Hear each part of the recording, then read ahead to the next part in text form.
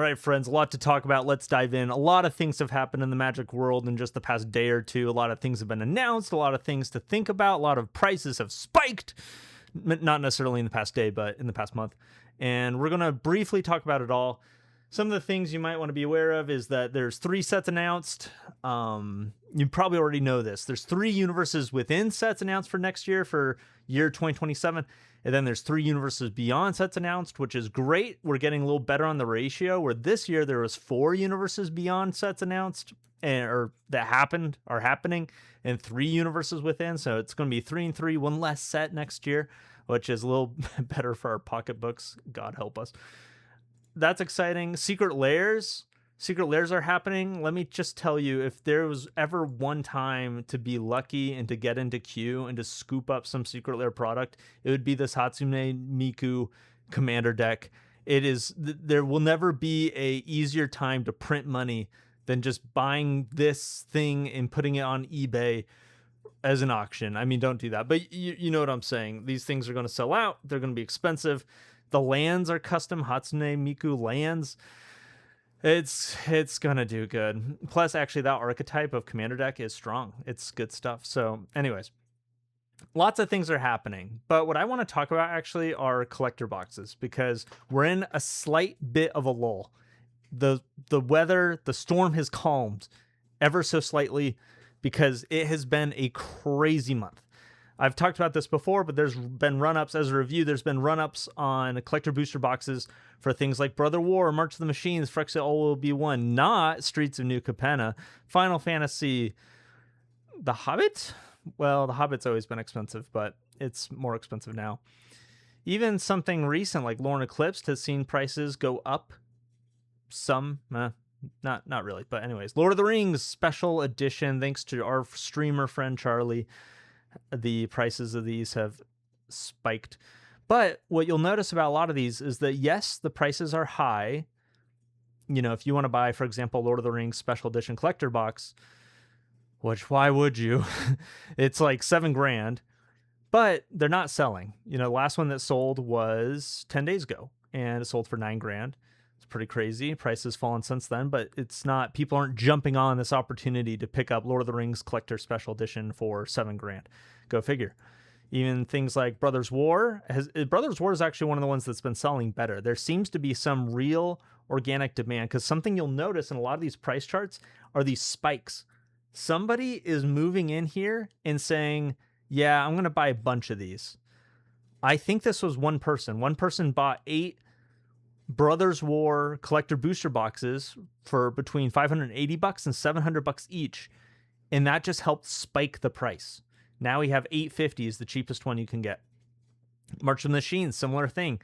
Somebody bought 5 between $900 and $1,100. Now the cheapest one you can find is $1,000. Crazy. Phyrexia OLB1, something similar. Prices have spiked, but then sales have slowed down. Not a single one has sold in the past 10 days, but it's now a $1,200 booster box.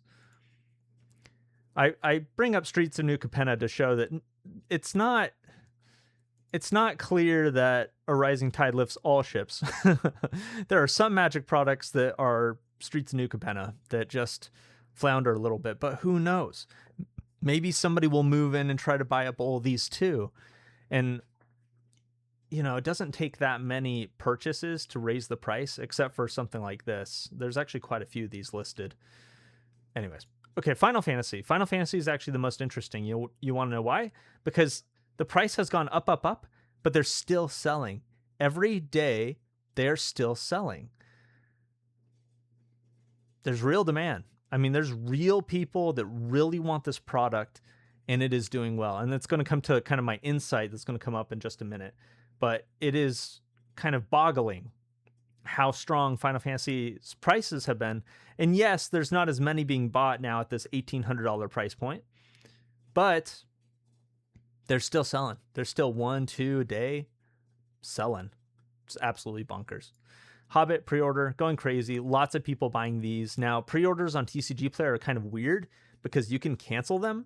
And so if the prices go down, people can cancel. I don't know how often that happens. I don't really know how it works. I wouldn't recommend pre-ordering on TCG Player, but somebody's doing it. And by somebody, I mean hundreds of people, because these are a lot of collector booster boxes selling for The Hobbit, which is pretty crazy. I pre-ordered one, but not on TCG Player. I pre-ordered it through a Patreon program. Hashtag not a sponsor.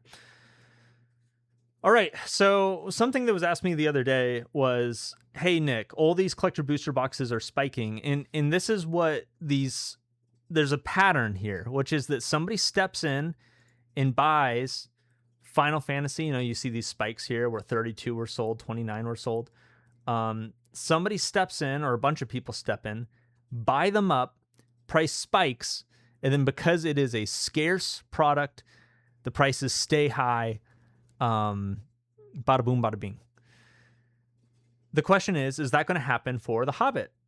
For Lorne Eclipsed? Short answer is no. The thing is, when you look at like how many are listed, this isn't even a fraction of how many are waiting on the sidelines. And how do I know that? Well, it's a relatively new product. It's a young product, and this just hasn't been opened like Final Fantasy has.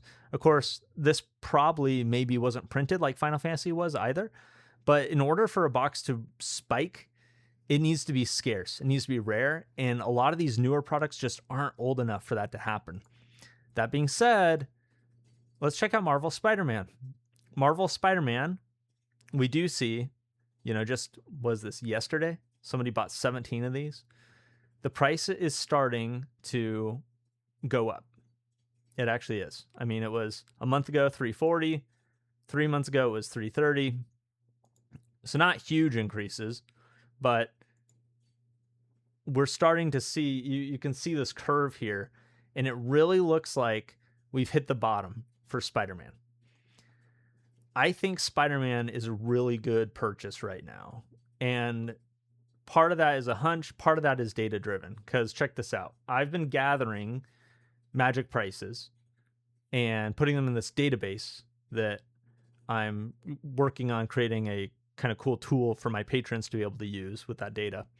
But I've been gathering Magic prices, and just in the past month, I'm able to kind of query and do some analysis and see like, okay, what's going on here? What's going on with all these spikes in prices? And check this out. Just in the past month, looking at everything, not just the biggest spikes, the biggest winners, kind of like we've looked at today, but looking at everything. When you look at price changes in the past 30 days, we see that licensed IP, so Universes Beyond, that is out of print, that was printed either last year, like collector booster boxes last year, or years ago back in 2023, licensed IP that is out of print rose on average 6% in the past 30 days. It's really good, especially if that keeps up. Will it keep up? I don't know. But the point is that recently, licensed IP is going up, up, up. Non-licensed, so universes within actual Magic products, is going up, but about half the rate, 3.4% in the past 30 days. Then non-licensed, so universes within, that's in print, has actually risen 1.3% in the past 30 days. And then this is the funny one, is that licensed IP, so Universes Beyond, that is in print and has been printed in the past 4 months, is down 15%. A lot of that, it'd be interesting actually to get a breakdown of exactly what was going on there. But the sweet spot of stuff that is appreciating right now is a couple years old, and it is Universes Beyond. It's really interesting.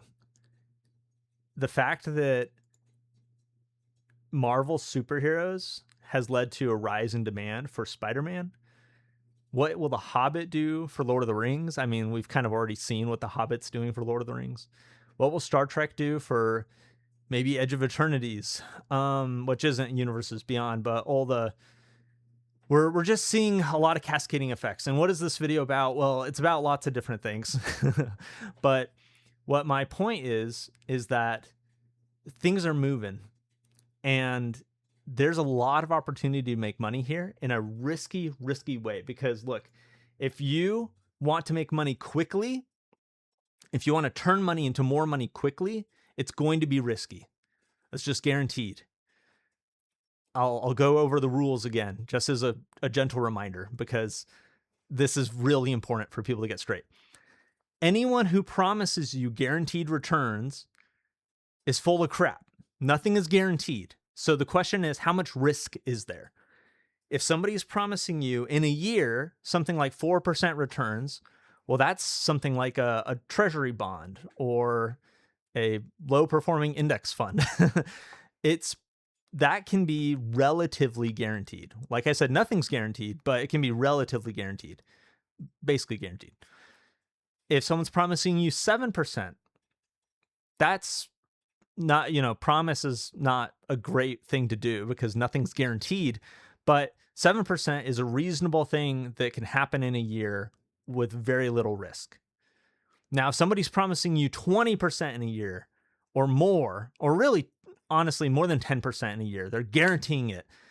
They can't do that. Even great mutual funds that performed great for the past 5 years and brought 15% returns year over year, this could be the year that it doesn't perform well and it could only perform 5%, or it could technically lose money. I mean, there's just risk. There is risk. So when it comes to Magic, when we're talking about something that's growing 6% in a month, presumably doing 30, 40, 50% in a year, which is like what a lot of these Magic products are doing. I mean, Lord of the Rings has doubled, tripled in just the past couple months. There's risk. There's absolutely risk. So don't kid yourself. But that being said, if you've got the money to play in this game, and that game being the speculating on Magic products game, there is a lot of opportunity right now as people are actively looking to put their money into collecting the next big thing. Some things have raised in price and gone out of people's comfortable price range, like Lord of the Rings Special Edition collector boosters, or March of the Machines, or Phyrexia OLV1. But I believe that there's still money looking for the next big thing. And is it going to be Streets of New Capenna? Is it going to be Spider-Man? I'm not sure. I'm not going, I'm currently, my money's tied up actually. Check this out. This is what a case of Marvel Jumpstart looks like. I'm going to be selling those singles. So I'm busy. My money's tied up in a bunch of other ways to make money. So I'm not playing this game right now, but I wanted to bring some attention to it because it's fascinating.